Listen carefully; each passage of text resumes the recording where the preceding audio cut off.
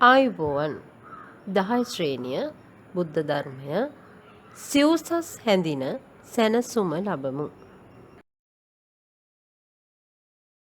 බුදුරජාණන් වහන්සේ බුද්ධත්වයට පත්වලා පළවෙනි වරට දේශනා කරන සූත්‍රය තමයි ධම්සක් පැවතුම් සූත්‍රය.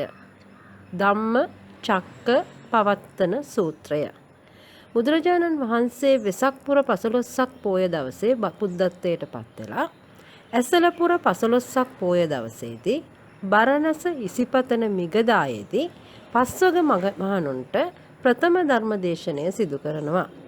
පුතේ ඒකේ අන්තර්ගතය තමයි චතුරාර්ය සත්‍ය නැත්තම් සිව්සස් දහම. චතුරාර්ය සත්‍ය. චතුරාර්ය සත්‍ය කියන වචනය හැදිලා තියෙන්නේ චතු ආර්ය සත්‍ය කියන වචන තුනේ එකතුවෙන්. චතු කියලා කියන්නේ හතර. ආර්ය කියලා කියන්නේ උතුම්.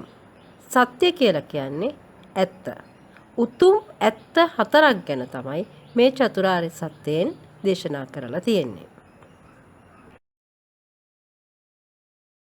ඇයි මේ සත්‍ය හතර උතුම් සත්‍ය හතරක් ලෙස නම් කරලා තියෙන්නේ? මේකට හේතු තුනක් තියෙනවා. කිසි කලක වෙනස් නොවන සත්‍යයක් වීම. මේක බුදු කෙනෙක් පහළ වුණත් නැතත් මේ ලෝකේ මේ සත්‍ය වෙනස් වෙන්නේ නැහැ. දෙවෙනි කරුණ උතුම් වූ බුදුරජාණන් වහන්සේ සොයාගත්ත නිසා මේ සත්‍ය ලෝකේ පැවතියත් මේක අනාවරණය කරගන්න පුළුවන් වෙන්නේ උතුම් වූ බුදු කෙනෙකුට පමණයි. මේක අවබෝධ කිරීමෙන් ආර්ය තත්වයට නැත්තම් උතුම් තත්වයට පත් වෙන්න පුළුවන්. ඒ කියන්නේ බුදු, පසේ බුදු, මහරහත් කියන තත්වයට පත් වෙන්න පුළුවන්.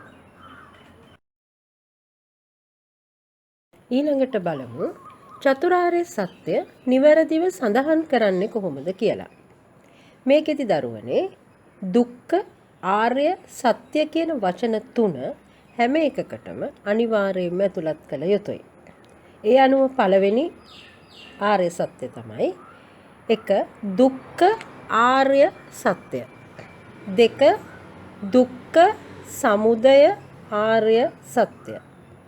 3 දුක්ඛ නිරෝධ ආර්ය සත්‍ය. 4 දුක්ඛ නිරෝධ ගාමිනී ප්‍රතිපදා ආර්ය සත්‍ය. මේකෙදී අපි කතා කරන්නේ දුක්ඛ ආර්ය සත්‍යයේදී දුක ගැන කතා කරනවා. ඒක තමයි ගැටලුව. දුක්ඛ සමුදය ආර්ය සත්‍යයේදී දුකට හේතුව තෘෂ්ණාව ගැන සාකච්ඡා කරනවා.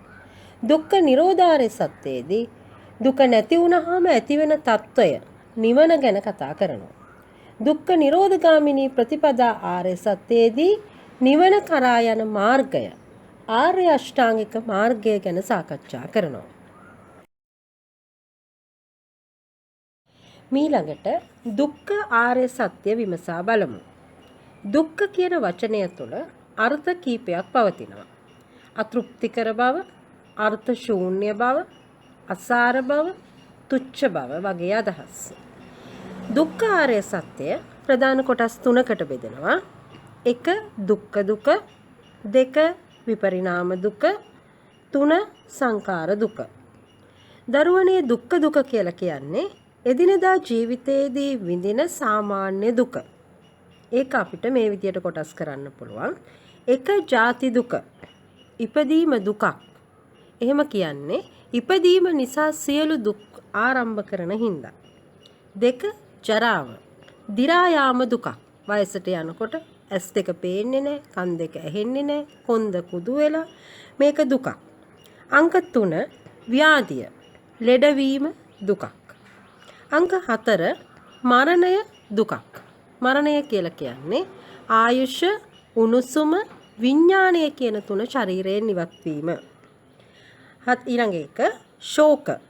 ශෝකය කියලා කියන්නේ මේ ශෝක පරිදේව කියන දෙකම එකට යන දෙකක්. උදාහරණයක් විදියට හිතන්න අපේ සමීපම කෙනෙක් මිය යනවා. එතකොට අපි ඉස්සෙල්ලම කරන්නේ අඬා දොඩා වැළපෙනවා. ඒක තමයි පරිදේව දුක. නමුත් හැමදාම අඬන්නේ දොඩන්නේ නැහැ. ඊට පස්සේ සුසුම් ලෑම් මගින් වියලි දුකක් අපේ සිත තුළ පවතිනවා. ඒකට අපි කියනවා ශෝක දුක කියලා. ඊළඟට දුක්ඛ දුක කියලා කියන්නේ කැපීම්, කෙටීම්, සීරීම් වලින් ශරීරයට ඇතිවන වේදනාව. දෝමනස්ස දුක කියලා කියන එක හිතේ අමාරුව කියලා අපි හඳුන්වනවා. සිතට දැනෙන දුක. අනවශ්‍ය විදියට චෝදනාවලට ලක් වුණාම, බැනුම් මැහුවාම හිතට ඇතිවන දුකට අපි කියනවා දෝමනස්ස දුක කියලා. ඊළඟට උපායාස දුක කියලා කියන්නේ ඒක සම්බන්ධ වෙනවා අර ශෝක පරිදේව දෙකත් එක්ක. ඉස්සෙල්ලාම අඬා වැළපෙනවා. ඊට පස්සේ වියලි දුකක් තියෙනවා. නමුත් සමහරුන්ට කල්ගත වුණත් හිත ඇතුලේ පැසවමින් තියෙන වේදනාකාරී බවක් තියෙනවා. ඒක උපායාස විදියට හඳුන්වනවා. අපිට උදාහරණයකින් දක්වන්න පුළුවන්. අපි වතුර හැලියක් පුරවලා ලිපේ තිබ්බහම ඉස්සෙල්ලාම මේක නටනකොට ටිකක් උතුරලා යනවා. ඒක තමයි පරිදේව. ඊට පස්සේ මේක ඇතුලේ තියෙන ටික නටමින් දුම් දමමින් පවතිනවා. එතකොට මේ උපායාස දුකත් ඒ වගේ. හරියට දුම් දැමීම සුසුම් ලෑම වගේ. සුසුම් ලෑමෙන් පිටතට පෙනෙන මේක ඇතුලේ කැකෑරෙමින් තමන්ගේ හදවතට වේදනා දෙනවා. පිය විප්පයෝග දුක්ඛ. ප්‍රියයන්ගෙන් වෙන්වීම. ප්‍රිය පුද්ගලයන්ගෙන්, ප්‍රිය පරිසරවලින්, තමන් කැමති දෙයකින් වෙන්වීම මේකට අයිති වෙනවා. ඊළඟ එක අප්‍රිය සම්පයෝග දුක්ඛ. අප්‍රිය පුද්ගලයන් එක්ක එකතු වෙන්න ලැබීම, අප්‍රිය පරිසරවලට යන්න සිදුවීම, අප්‍රිය දේවල් පරිභෝජනය කරන්න සිද්ධ වීම මේකට අයිති වෙනවා. ඉච්ඡිතාලාභ දුක්ඛ. අපි ඒකට කියනවා රිසිදේ නොලැබීමේ දුක. අපි කැමති දේ හැම වෙලේම අපිට ලැබෙන්නේ නැහැ. ඒ නිසා අපේ සිතට දුකක් ඇති වෙන්න පුළුවන්. ඒක තමයි ඉච්ඡිතාලාභ දුක. ඊළඟට යන් අපි විපරිණාම දුක. විපරිණාමය කියලා කියන්නේ වෙනස් වීම. මේ ලෝකේ පවතින සියලු දේ වෙනස් වෙනවා. මේ වෙනස් වීම නිසා ඇති වෙන දුකට අපි කියනවා විපරිණාම දුක කියලා. උදාහරණයක් විදිහට නිරෝගී පුද්ගලයා මොහොතකින් රෝගියෙක් වෙන්න පුළුවන්. ඒ තුලින් ඇති වෙන්නේ දුක. ඊළඟට සංඛාර දුක. සංඛාර කියන දුක කියලා කියන්නේ ඇතිවීම නැතිවීම ස්වභාවයෙන් යුක්ත නිසා ඇතිවෙන දුක. මේ ලෝකේ පවතින දේවල් තියෙනවා, තවත් මොහොතකින් වෙනස් වෙලා ගිහිල්ලා නැති වෙනවා. එතකොට මේ නිසා සිත තුළට ඇතිවෙන දුකට අපි කියනවා සංඛාර දුක කියලා. දුක්ඛ සමුදය ආර්ය සත්‍ය. දුකට හේතුව තෘෂ්ණාව. මේ තෘෂ්ණාව ප්‍රධාන වශයෙන් අපිට කොටස් තුනකට බෙදන්න පුළුවන්. ඒ තමයි එක කාම තණ්හා. කාම තණ්හා කියලා කියන්නේ පංච ඉන්ද්‍රයන් පිනවීමට තියෙන කැමැත්ත. කාම වස්තු නැවත නැවතත් පරිහරණය කරන්න තියෙන කැමැත්ත. මේක අපිට නැවතත් කොටස් කරන්න පුළුවන්.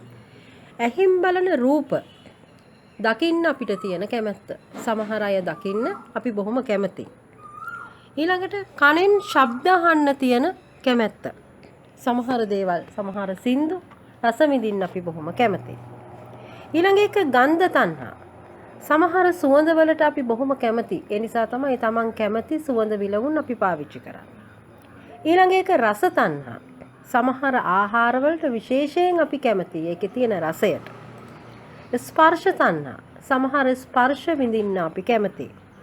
ඒ වගේම ඊළඟ එක තමයි ධම්ම තණ්හා.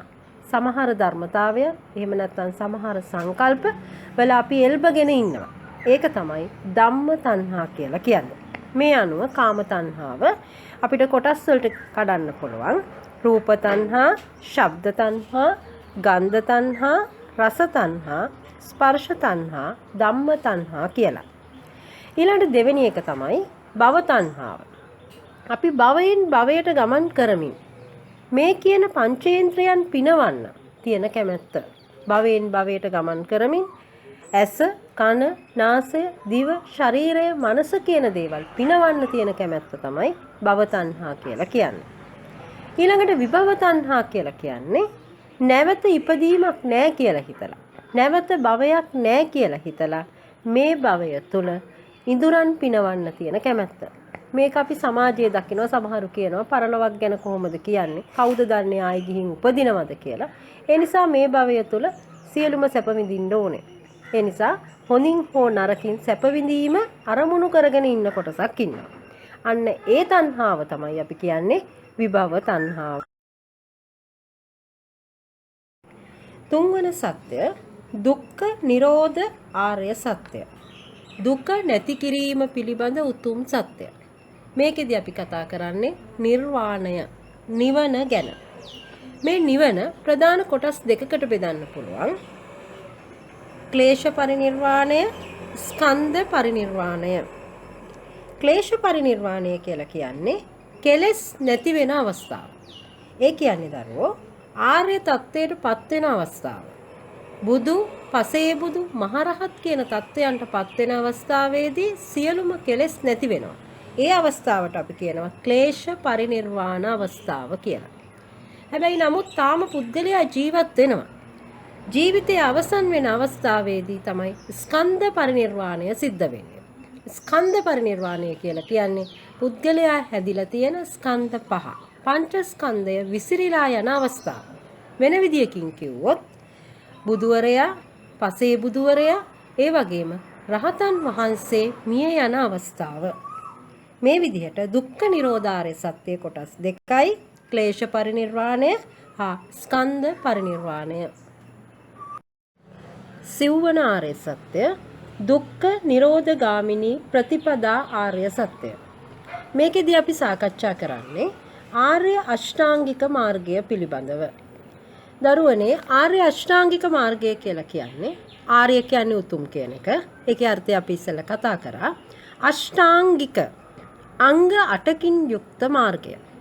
ඒ අංග 8 පිළිවෙලින් අපිට මෙන්න මේ විදිහට නම් කරන්න පුළුවන්. අංක 1 සම්මා දිට්ඨි. මේකේ සිංහල අර්ථය ලියනකොට යහපත් නැත්නම් නිවැරදි කියන එක යොදලා අපිට කියන්න පුළුවන්. සම්මා දිට්ඨි යහපත් දැකීම නැත්නම් නිවැරදි දැකීම. 2 සම්මා සංකප්ප යහපත් සංකල්පය නිවැරදි සංකල්පය. අංක 3 සම්මා වාචා යහපත් වචනය නැත්නම් නිවැරදි වචනය.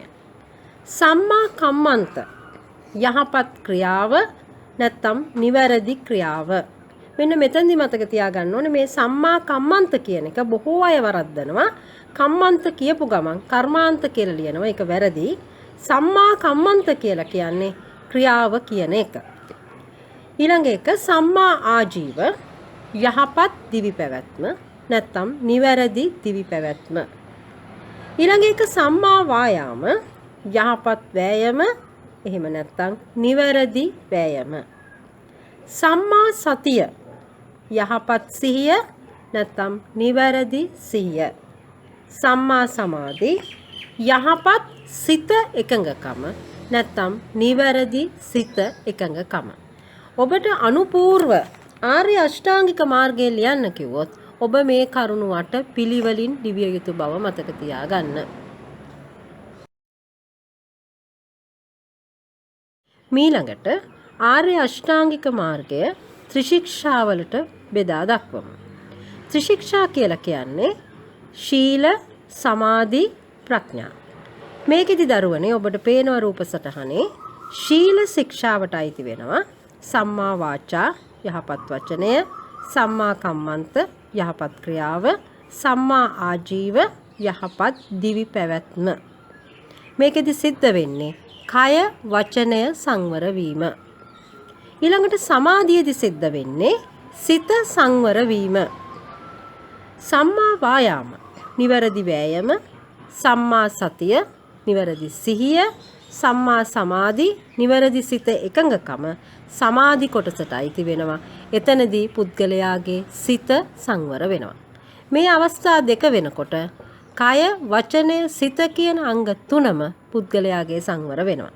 දැන් ප්‍රඥාව කරා යන්න පුළුවන් අවස්ථාව උදා වෙනවා. ප්‍රඥාවේ කොටස් දෙකයි. සම්මා දිට්ඨි නිවැරදිව දකින්න පුළුවන්, සම්මා සංකප්ප නිවැරදි දැකීම තුළින් නිවැරදි සංකල්පනා බිහි වෙනවා. ඊළඟට සීල ශික්ෂාවට අයිති අනුඅංග විමසා බලමු. සම්මා වාචා නිවැරදි යහපත් වචනය. වැරදි වචන 4ක් තියෙනවා. බොරු කීම, කේලාම් කීම, හිස් වචන කීම, පරුස වචන කීම. මේ වගේ වෙන් වෙන එකට අපි කියනවා යහපත් වචනය. දරුවෝ බොරුවේ ලක්ෂණය තමයි පුද්ගලයාව රැවටීම. කේලමේ ලක්ෂණය තමයි පුද්ගලයන් අතර ભેදයක් ඇති කිරීම. හිස් වචනවල ලක්ෂණය තමයි තමන්ටවත් අනුන්ටවත් කිසි කෙනෙකුට ප්‍රයෝජනයක් නැති බව. පරුස වචනයේ තියෙන ලක්ෂණය තමයි සිත් රිදවීම. මෙන්න මේ වචන 4 කීමෙන් වැළකීම වගේම නිවැරදි වචන භාවිතා කිරීමත් මේකට ඇතුළත් වෙනවා. බොරු කියන්නේ නැත්නම් ඇත්ත කතා කරන්න ඕනේ. සත්‍ය වචන කතා කිරීම. කේලාම් කියන්නේ නැත්නම් අනිත් අය සමගි කරවන වචන කතා කරන්න ඕනේ. හිස් වචන කියන්නේ නැත්නම් අර්ථවත් වචන කතා කරන්න ඕනේ. පරුස වචන කියන්නේ නැත්නම් හිත සනසන හොඳ වචන කතා කරන්න ඕනේ. ඒ තමයි සම්මා වාචා. ඊළඟට සම්මා කම්මන්ත යහපත් ක්‍රියාව. අපේ කයෙන් වැරදි ක්‍රියා 3ක් සිද්ධ වෙනවා. සත්ව ඝාතනය, සොරකම, කාමයේ වර්ධවා හැසිරීම. මේ තුනෙන් වැළකීමට අපි කියනවා නිවැරදි ක්‍රියාව කියලා. එතකොට මේ විදිහට සඳහන් කරන්න පුළුවන්.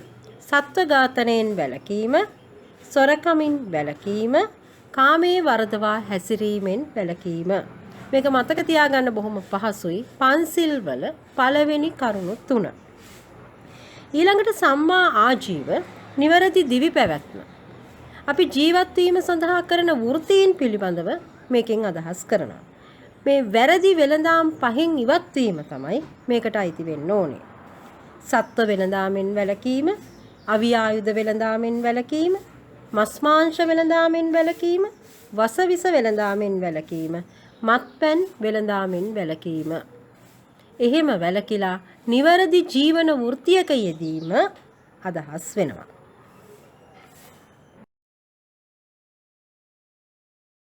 සමාධි. මේකේ පළවෙනි කොටස තමයි සම්මා වායාම, යහපත් වෑයම, නිවැරදි වෑයම. මේකේ කරුණු 4ක් ඇතුළත් වෙනවා. මේ 4 ඇතුළත් කරනකොට වචන 4ක් ඉතාමත්ම වැදගත් වෙනවා. උපන් නූපන්, කුසල් අකුසල්. මේ විදිහට අපි ගලපලා බලමු. පළවෙනි එක උපන් කුසල් නැවත ඉපදවීමට ඇති වෑයම. ඒ කියන්නේ කරපු හොඳ වැඩ නැවත නැවතත් කරන්න පුළුවන්. 2 නූපන් කුසල් ඉපදවීමට ඇති වෑයම. කරන්න බැරි වෙච්ච හොඳ කරන්න උත්සාහ කරන්න පුළුවන්. අංක 3 උපන් අකුසල් නැවත නොඉපදීමට ඇති වෑයම. ඒ කියන්නේ අපි කරපු වැරදි නැවතත් නොකර ඉන්න උත්සාහ කරන්න ඕනේ. අංක 4 නූපන් අකුසල් නැවත නොඉපදීමට ඇති වෑයම. ඒ කියන්නේ අපි කරපු නැති නරක වැඩ කරන්නේ නැතුව ඉන්නම උත්සාහ කරන්න ඕනේ. ඒ අනුව සම්මා වායාමේ කොටස් 4 අපිට හඳුන්වා දෙන්න පුළුවන්. මේවට කියනවා සම්‍යක් සම්ප්‍රදාන කියලත් කියනවා. ඊළඟට සම්මා සති නිවැරදි සිහිය. සිහිය අපිට කරුණු 4ක් විශේෂයි පිටව ගන්න පුළුවන්. පළවෙනි එක කායානුපස්සන. කය අනුව බලන්න පුළුවන්. වේදනානුපස්සන. වේදනාව අනුව බලන්න පුළුවන්. චිත්තානුපස්සන. සිත අනුව බලන්න පුළුවන්. ධම්මානුපස්සන. ධර්මය අනුව බලන්න පුළුවන්. මේ කරුණු 4ට අපි කියනවා සතර සතිපට්ඨානය කියලත්. ඊළඟ කරුණ සම්මා සමාධි. නිවැරදි සිත එකඟකම. එතකොට සිත එකඟ වුණාම ධානවලට අපිට යන්න පුළුවන්. රූපාවචර අරූපාවචර ධාන 4 4 8ක් තියෙනවා. මේකෙදි අපි අදාළ කරගන්නේ රූපාවචර ධාන 4 පමණයි. එතකොට මේකේ අනු කොටස් 4 තමයි ප්‍රථම ධානය, ද්විතීය ධානය, තෘතීය ධානය හා චතුර්ථ ධානය. මේ කරුණු තුන සම්පූර්ණ වුණාම සම්මා සමාධි, සම්මා සති, සම්මා වායාම කියන කරුණු තුන සම්පූර්ණ වුණාම සමාධි කියන කොටස සම්පූර්ණ වෙනවා.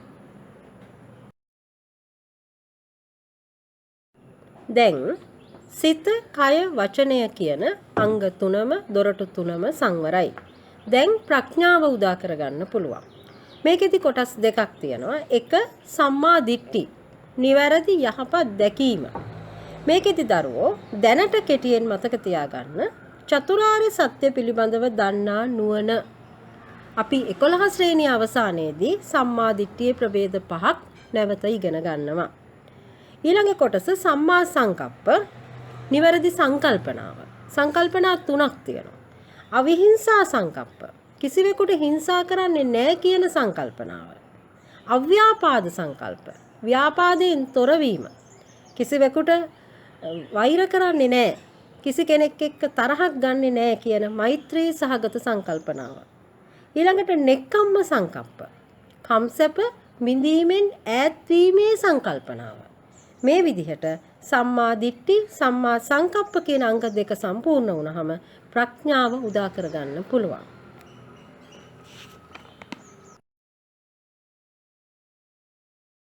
දැන් අපි චතුරාර්ය සත්‍ය ඇසුරෙන් එදිනෙදා ජීවන ගැටලුවක් විසඳගන්නේ කොහොමද කියලා බලමු.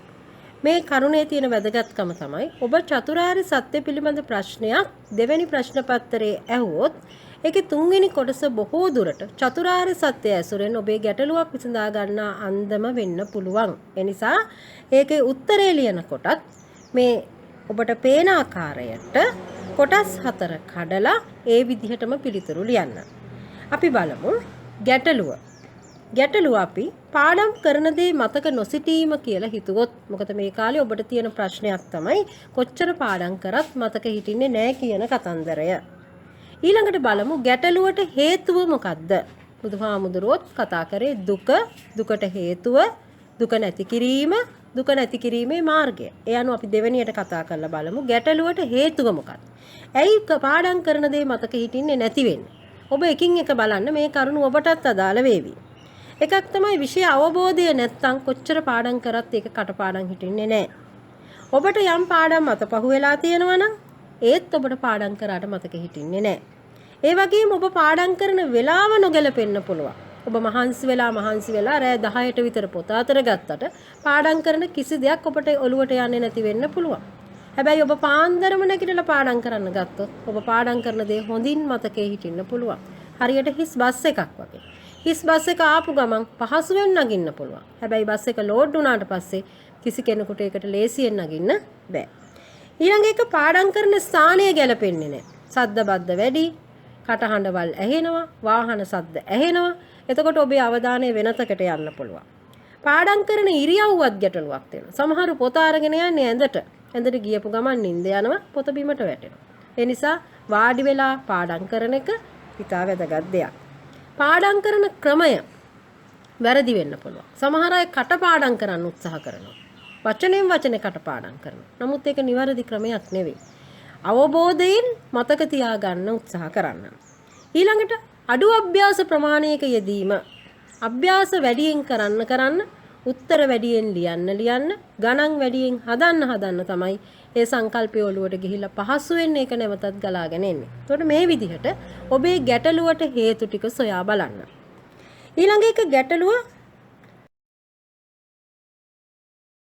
ඊළඟට ගැටලුව නැති වූ විට తত্ত্বය. ඒ කියන්නේ ඔබ පාඩම් කරන දේ හොඳින් මතකේ ඉන්නවා. ඊළඟට බලමු අපි ඒ தත්ත්වයට යන්න මොන වගේ දෙයක්ද අපි අනුගමනය කරන්න ඕනේ? ගැටලුව නැති කරන මාර්ගය. ඉතින් අර උඩින් ඔබ කියපු හේතු ටිකට විසඳුම් ඔබම හොයාගන්න. එතකොට ඉබේම මාර්ගය පෑදිලා තියෙවි. බලන්න අතපහුව වෙලා තියෙනවා නම් යම් කරුණක් ඒක යාළුවෙකුගෙන් එහෙම නැත්නම් ගුරුතුමාගෙන් අහගන්න පුළුවන්. ගැටලු සහගත තැන් තියෙනවා නම් ඒ ක්‍රියාමාර්ගයම ගන්න පුළුවන්. ඊළඟට රාත්‍රියේ පාඩම් කරන්න ගත්තාම නිදිමත දැනෙනවා නම් ඔබට වෙලාව වෙනස් කරන්න පුළුවන්. උදේ නැගිටලා පාඩම් කරන්න පුළුවන්. පාඩම් කරන්න නිදහස් ස්ථානයක් සොයා ගැනීම. ඊටාත්ම වැදගත්. සද්ද බද්ද වල නැති තමන්ට නිදහසේ තමන්ගේ ඔළුව එක තැනක තියාගන්න පුළුවන් තැනක් සොයා ගන්න ඕනේ. ඊළඟට හැකිතරම් වාඩි වෙලා පාඩම් කරන්න උත්සාහ කරන්න. නිින්දට යන ඉරියව්ව ඇඳේ නිදාගෙන පාඩම් කරන එක නතර කරන්න. ඒ වගේම නිදිමත දැනෙනවා නම් පාඩම් කරගෙන යනකොට තමන්ගේ ඉරියව්ව වෙනස් කරන්න. පොඩ්ඩක් ඇවිදලා එන්න, සක්මන් කරන්න, උණුවෙන් යමක් පානය කරන්න. ඒ වගේ දේවල් කරන්න පුළුවන්. ඒ වගේම හැකිතරම් අභ්‍යාසවල යෙදෙන්න පුළුවන්. ඒ වගේම ආලෝකයේ ඇති තැන පාඩමට යොදා ගන්න පුළුවන්. අඳුරේ ඉඳන් පාඩම් කරනකොට බොහොම ඉක්මනට නිදිමත හැදෙනවා. ඒ නිසා ආලෝකය ඇති තැනක ආලෝකය මෙනෙහි කරමින් පාඩම් කරන්න. බුදුහාමුදුරුවෝ කියනවා ඒක උදාසීන බව නැති කරන සාධකයක් කියලා. ඒ වගේම නිදිමත දැනුණාම උණුවෙන් යමක් පානය කරන්න පුළුවන්. ඒ වගේම එකම දේ දිගටම කරගෙන යන්නේ නැතුව ඔබ පාඩම් කරන එක નિયમિત කාලසටහනක් සකස් කරගෙන වෙනස් වෙන්න පුළුවන්. ටිකක් වෙලා ගණන් හදනවා, ටිකක් වෙලා පාඩම් කරනවා, ටිකක් වෙලා උත්තර ලියනවා. එතකොට ඔබට දැනෙන නිදිමත ඒම ගොඩක් දුරට වළකින්න පුළුවන්. ඉතින් එතකොට බලන්න ඔබට තිබුණු පාඩම් කරන දේ මතක නොසිටීම කියන ගැටලුව ඉබේම निराකරණය වෙලා. පුතේ මේ චතුරාර්ය සත්‍ය කියන එක නිවන් දකින්න ඉවහල් වෙන බව ඇත්ත. නමුත් මේක එදිනෙදා ජීවිතේදී අපිට ගැටලුවක් ඇති වුණාම ඒ ගැටලුව විසඳා ගන්න උදව්වක් කරගන්නත් මේ විදිහට විශ්ලේෂණය කරොත් අපට හැකියාව තියෙනවා. ඔබ සියලු දෙනාට තෙරුවන් සරණයි. ඔබ සියලු දෙනාට තෙරුවන් සරණයි. ඔබ සියලු දෙනාට තෙරුවන් සරණයි.